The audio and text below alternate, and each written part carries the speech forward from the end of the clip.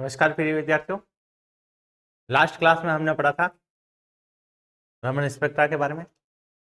Raman spectra में दो topic चल रहे हैं अपन, वाइब्रेशनल रमन स्पेक्ट्रा और pure rotational Raman spectra. Last class में हमने प्योर वाइब्रेशनल रमन स्पेक्ट्रा पढ़ चुके हैं, ध्यान रखना। प्योर रोटेशनल और वाइब्रेशनल, ये दोनों टॉपिक है आपके सिलेबस में। वाइब्रेशनल स्पेक्ट्रा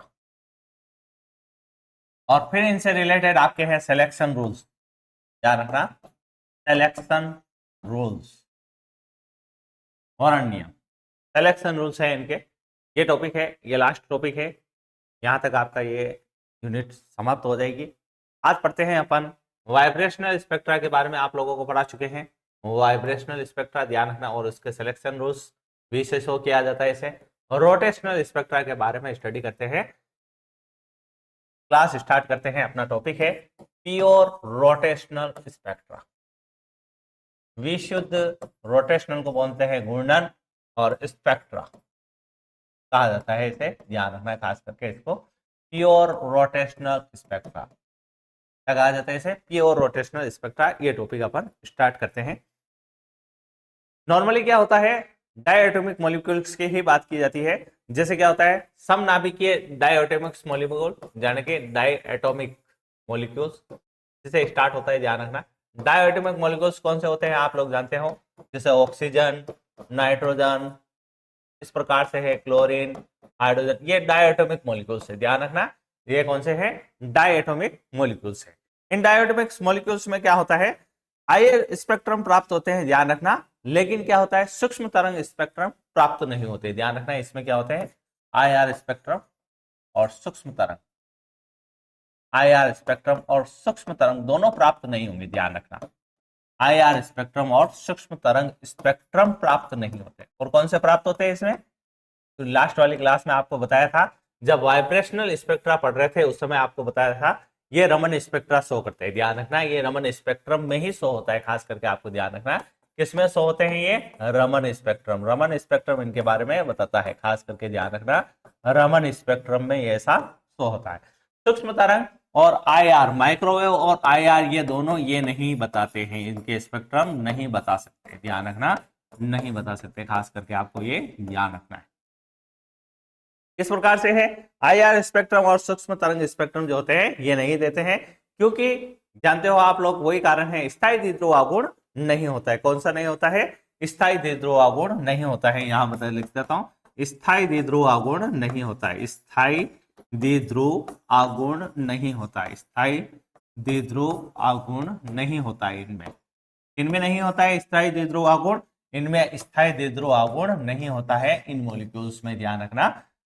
स्थायी द्विध्रुव आघूर्ण नहीं होता है। लेकिन ये क्या है, रमन स्पेक्ट्रम में शो होते हैं, खास करके ध्यान रखना है।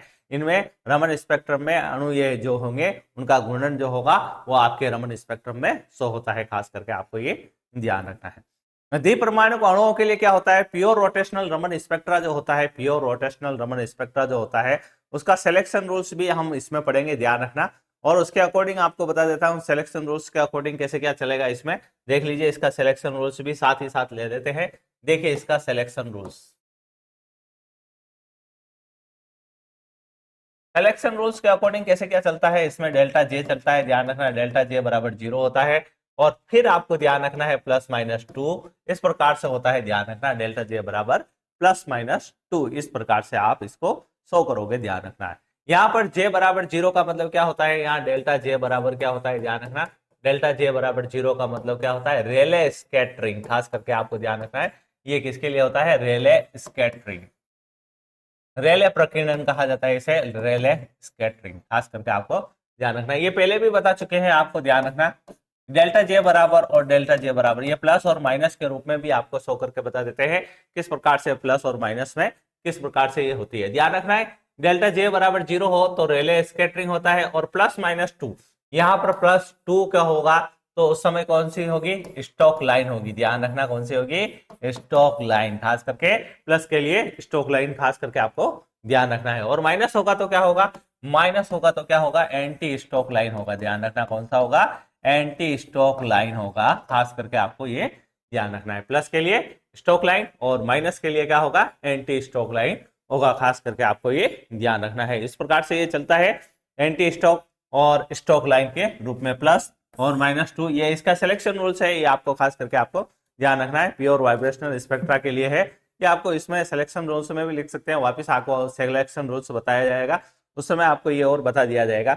ये पहले बता चुके हैं आपको। प्लस का जो वो वैल्यू आती है वो कौन सी होती है, लॉन्गर के लिए, और ये होती है शॉर्टर के लिए। ध्यान रखना, शॉर्टर वेवलेंथ और लॉन्गर वेवलेंथ। ध्यान रखना, शॉर्टर और लॉन्गर वेवलेंथ के लिए ये काम में आती है। खास करके आपको ध्यान रखना है, शॉर्टर और लॉन्गर।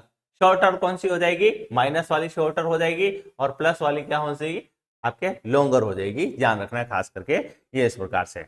द्वि परमाणु अणुओं में क्या होता है, अणु गुणन ऊर्जा स्तर के तरंग संख्या के पद में आप इसको स्टेप में लिख सकते हो, और क्वांटम संख्या जे के साथ इसको एक समीकरण के रूप में लिख सकते हो। जैसे देखिए, आपको इसके क्वांटम संख्या के साथ समीकरण के रूप में लिखना है, तरंग संख्या के रूप में आपको इस प्रकार से लिखना है। इसको किस प्रकार से लिखना है आप जानते हो, ये समीकरण पहले लिख चुके हैं। तरंग संख्या न्यू बार से लिखेंगे अपन, न्यू बार बराबर क्या हो जाएगा, बी जे जे प्लस 1। इस प्रकार से आपको इसके समीकरण के रूप में लिखना है, तरंग संख्या के रूप में इसे लिखना है इस समीकरण को।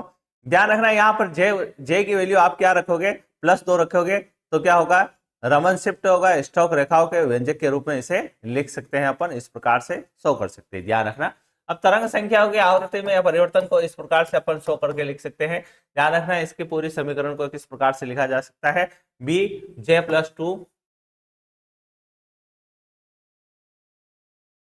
के रूप में लिखा है। जे की जगह आपने क्या करना है, J+2 करना है। जे की जगह आपको क्या करना है, J+2 रखना है, यानी कि +2 रखना है जे की जगह। यहाँ देखिए, जे की जगह रखा आपने J+2, और यहाँ जे की जगह रखोगे +2 रखोगे तो क्या हो जाएगा, +1 J+2 और +1, इस प्रकार से +3।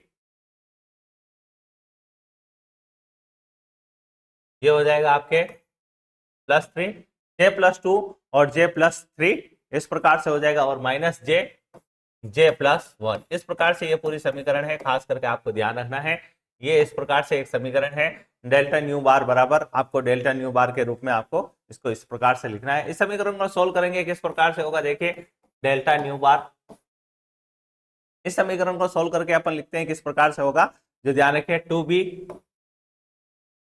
फिर क्या हो जाएगा आपके पास J+2। इस प्रकार से ये समीकरण होगी। खास करके आपको ध्यान रखना है 2J+3। इस प्रकार से ये समीकरण है, फाइनल इक्वेशन है। इसको आपको ध्यान रखना है, कौन सी है, 2b 2J+3 इस प्रकार से है। अब इसके लिए क्या है, कौन सी वैल्यू आएगी, इसके लिए आपको ध्यान रखना है। आपको एंटी स्टॉक और स्टॉक के लिए ध्यान रखना है। ये है स्टॉक के लिए, ये स्टॉक लाइन के लिए है। ध्यान रखना, स्टॉक लाइन के लिए है, स्टॉक लाइन के लिए है। और एंटी स्टॉक के लिए कौन सी हो जाएगी, देखिए एंटी स्टॉक के लिए कुछ नहीं है, आपको इसमें माइनस लगा देना है। एंटी स्टॉक लाइन के लिए क्या हो जाएगी, एंटी स्टॉक लाइन के लिए, एंटी स्टॉक लाइन के लिए क्या हो जाएगी, आपको इसके लिए माइनस चिन्ह लगा देना है और कुछ नहीं करना है। इस प्रकार से ये एंटी स्टॉक लाइन के लिए समीकरण कौन सी हो जाएगी, -2b, और फिर आ जाएगा आपके 2J+3। इस प्रकार से माइनस के लिए यह समीकरण होगी, यानी कि एंटी स्टॉक लाइन के लिए माइनस के रूप में आप इस प्रकार से इक्वेशन लिखोगे। खास करके आपको ये ध्यान रखना है। इस प्रकार से ये पूरी समीकरण है, खास करके आपको ध्यान रखना है। ये पहले भी बता चुके हैं आपको किस प्रकार से समीकरण होती है, और ये दूसरी समीकरण आपको लिख करके बताई है, इस प्रकार से इसकी वैल्यू होती है। और ये देखिए आपके स्टॉक लाइन के लिए समीकरण है। ध्यान रखना, स्टॉक लाइन के लिए इसका एक डायग्राम बना करके बताएंगे, आपको समझाएंगे। और ये एक एंटी स्टॉक लाइन के लिए समीकरण है। खास करके आपको ये ध्यान रखनी है, इस प्रकार से ये मान होता है। अब जे का वैल्यू आप कितनी रख सकते हो, जे का वैल्यू आप लोग पहले भी जानते हो, 0 1 2 3 रख सकते हैं, एंड सो ऑन, इस प्रकार से हो सकता है। जे की वैल्यू कितनी हो सकती है आपके पास, 0 1 2 और 3, इस प्रकार से सो ऑन, इस प्रकार से आप मान रख सकते हो। खास करके आपको ध्यान रखना है, जे की वैल्यू क्या होती है, 0 1 2 3 4, इस प्रकार से आप रख सकते हो। अब इस पूरी समीकरण को एक साथ रखते हैं अपन, किस प्रकार से लिखा जाएगा, ध्यान रखना। डेल्टा न्यू बराबर क्या लिखा जाएगा, डेल्टा न्यू बार बराबर कैसे लिखा जाएगा, प्लस माइनस के रूप में लिखा जाएगा। दोनों समीकरणों को संयुक्त करने पर कौन सी समीकरण आएगी, देख लीजिए। दोनों समीकरणों को संयुक्त करने पर इस प्रकार से वैल्यू आप लिख सकते हो, 2J+3। इस प्रकार से समीकरण हो जाएगी। डेल्टा न्यू बार बराबर प्लस माइनस में 2b और आपके j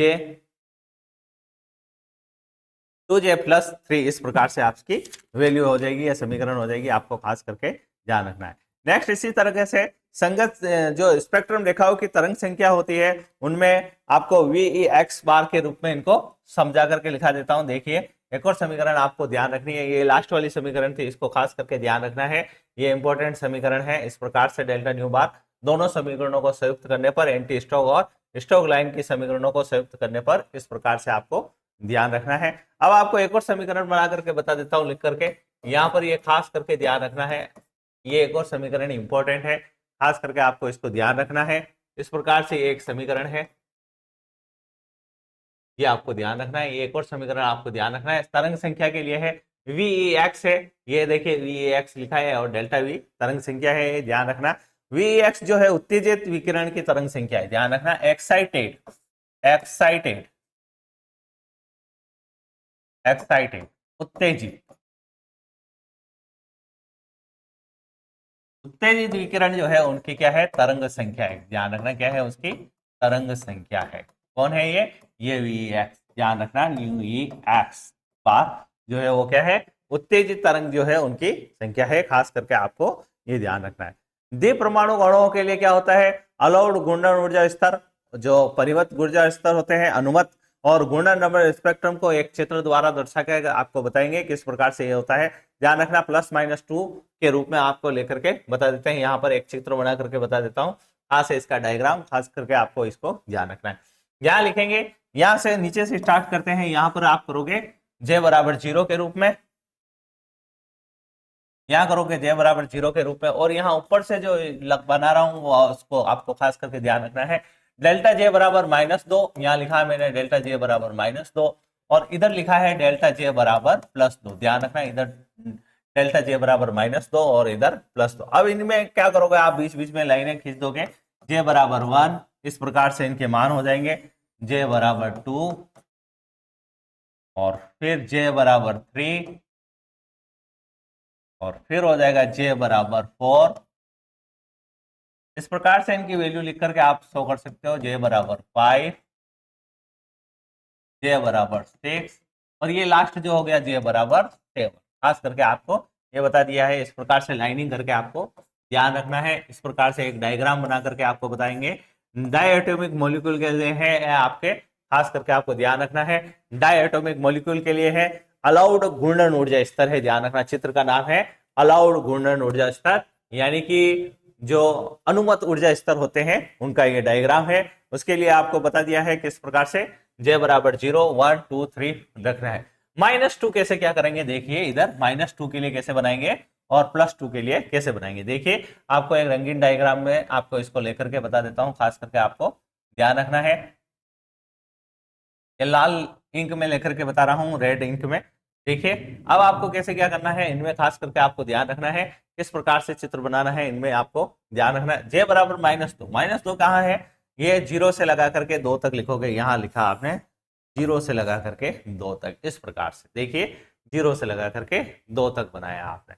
अब एक बनाओगे तो वो क्या है, एक एक स्टेप ऊपर ले लीजिए, ये एक बनाओगे, ध्यान रखना ये एक पर है, ध्यान रखना किस पर है, ये एक पर है, ये देख लीजिए यहाँ एक पर है, और ये किस पर है, 0 पर है, ध्यान रखना ये किस पर है, j बराबर 0 पर है और ये j बराबर 1 पर है, ठीक है ना। अब j बराबर 1 हो गया, अब j बराबर 2 पर बनाओगे तो एक एक स्टेप ऊपर ले लीजिए, आपको इसको इस तरीके से बनाना है, ध्यान रखना है खास करके एक एक स्टेप आपको ऊपर लेते हुए जाना है और आपको ये डायग्राम बनाना है। इसी प्रकार से आपको ये कंप्लीट डायग्राम इसके सामने बन जाएगा। ये j बराबर 2 के लिए है, ध्यान रखना 2 के लिए है 4 पर चला जाएगा, और 3 के लिए है किस पर चला जाएगा, 5 पर चला जाएगा। इस प्रकार से ये डायग्राम बनाना है। कहां तक ले जाना है आपको, j बराबर 7 तक ले जाना है, ध्यान रखना यहाँ तक j बराबर 7 तक ऐसे ही डायग्राम बनाते हुए आपको चलना है। ये किसके लिए है, डेल्टा j बराबर -2 के लिए है। क्या कौन सा चित्र है, ये अलाउड घूर्णन ऊर्जा स्तर है, अनुमत घूर्णन ऊर्जा स्तर है, ध्यान रखना यहाँ जगह नहीं है, यहाँ लिख देता हूं वैसे मैं, अनुमत घूर्णन ऊर्जा स्तर है, खास करके इनको ध्यान रखना क्या है, ये अनुमत घूर्णन ऊर्जा स्तर,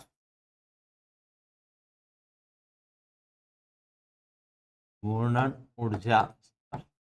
इसके लिए डायग्राम में ध्यान रखना ये प्योर रोटेशनल स्पेक्ट्रा के अंतर्गत ये आता है। रोटेशनल को आप जे से लिखते हो, इसलिए आपको ध्यान रखना है, इस प्रकार से होगा। अब देखिए एक था जे बराबर -2 के लिए, अब जे बराबर +2 के लिए किस प्रकार से होगा, जो देखिए इधर जे बराबर 2 के लिए देख लीजिए किस प्रकार से होगा, जे बराबर 2 के लिए किस प्रकार से होगा, आप लोगों के सामने बना करके बता देता हूँ, ब्लू में लेकर के बता रहा हूँ, ध्यान रखना।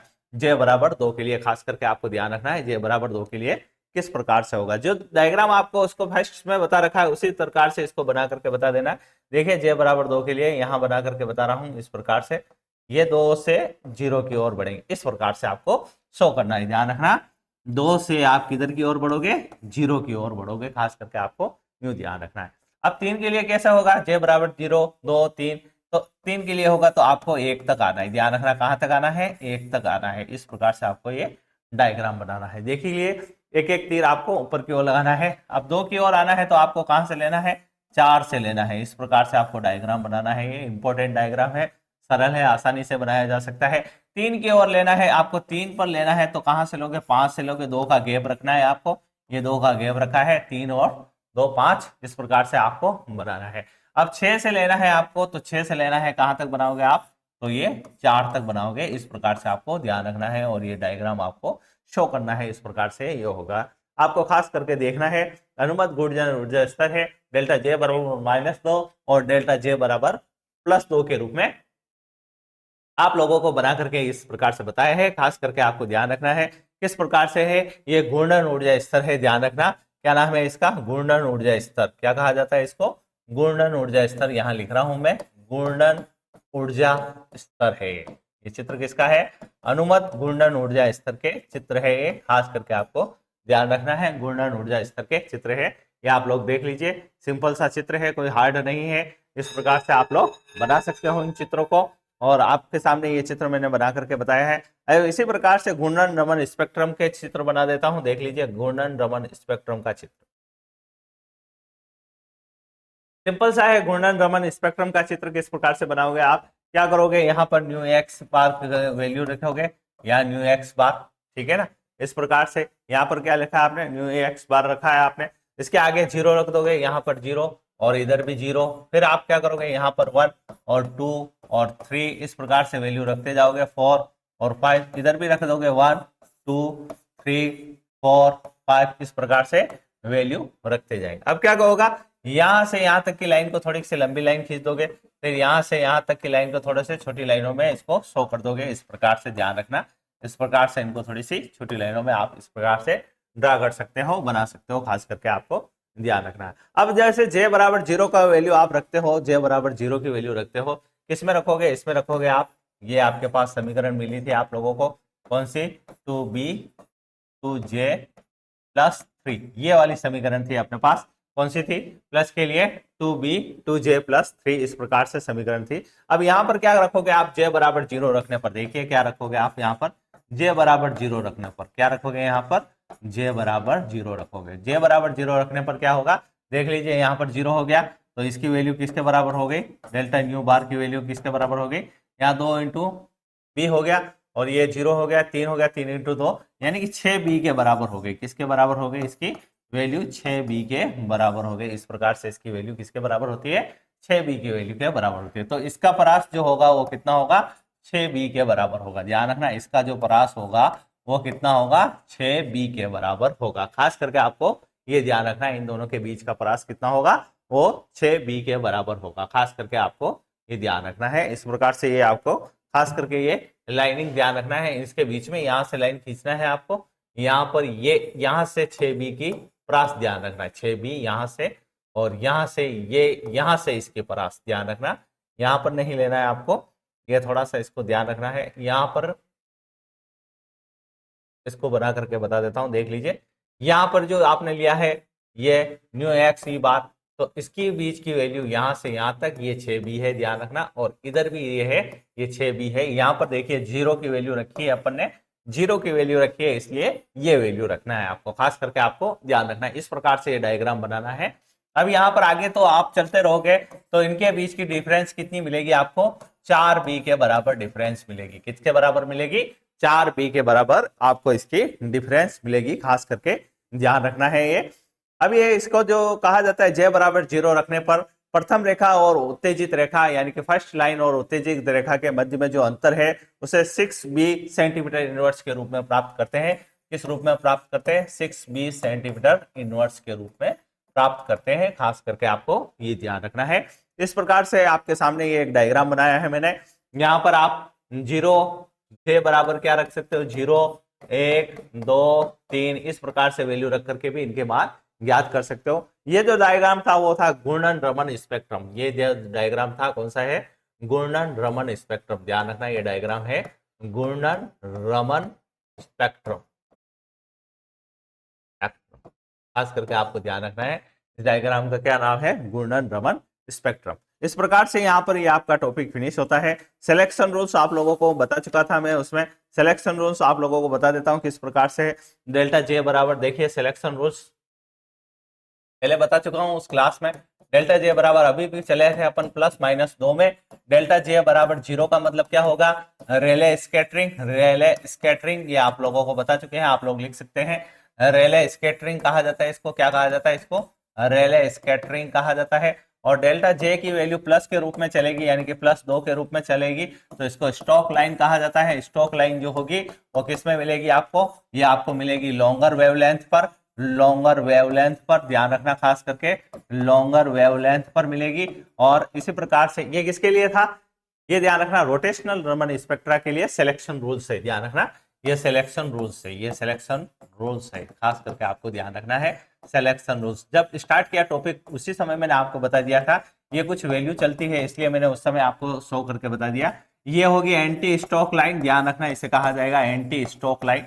एंटी स्टॉक लाइन कहा जाएगा। और ये क्या हो जाएगी? ये लॉन्गर पे होती है तो ये किस पर बनेगी? ये शॉर्टर वेवलेंथ पर आपको प्राप्त होगी। ध्यान रखना शॉर्टर वेवलेंथ यानी लेमड़ा लिख देता हूं इसे मैं, खास करके आपको ध्यान रखना है। ये था आपके घूर्णन रमन स्पेक्ट्रम के लिए। डेल्टा जे बराबर रेले स्कैटरिंग पर होगी 0 और इस प्रकार से होगी। और आपको कंपन रमन स्पेक्ट्रम के लिए भी बताया था। उसके लिए क्या बताया था?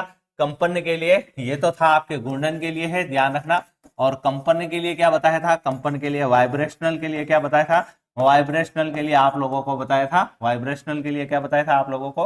वाइब्रेशनल के लिए बताया था आपके डेल्टा वी की जो वैल्यू है वो किस प्रकार से है? डेल्टा वी की जो वैल्यू है वो किस प्रकार से है? यहां बना करके बता देता हूं। डेल्टा वी बराबर 0 +-1 +-2 इस प्रकार से वैल्यू चलती रहती है। खास करके आपको ध्यान रखना है। इसके बारे में आपको बता चुके हैं किस प्रकार से है। उसमें आपको +-2 जो होता है वो ओवरटोन होता है, संक्रमण ओवरटोन। और +-3 जो होता है वो हॉट बैंड होता है। ध्यान रखना +-2 जो होता है वो ओवरटोन होता है, संक्रमण ओवरटोन पहले बता चुके हैं मैं आपको। और +-3 जो होगा वो कौन सा होगा? हॉट बैंड होगा। कौन सा होगा? हॉट बैंड प्राप्त होता है। इस प्रकार से ये है। इस प्रकार से यहाँ पर आपका ये टॉपिक फिनिश होता है। यहाँ पर आपके ये सिलेबस जो टॉपिक है यूनिट 3 वो समाप्त होती है। प्रिय विद्यार्थी इसे पढ़िए, अच्छी तरीके से समझना और इसे जो वीडियो समझ में नहीं आए उसे वापस देख करके आप पुनः समझना। यहाँ पर रमन स्पेक्ट्रम समाप्त होता है। नेक्स्ट चलेंगे अपन इलेक्ट्रॉनिक स्पेक्ट्रम के बारे में। धन्यवाद बच्चों।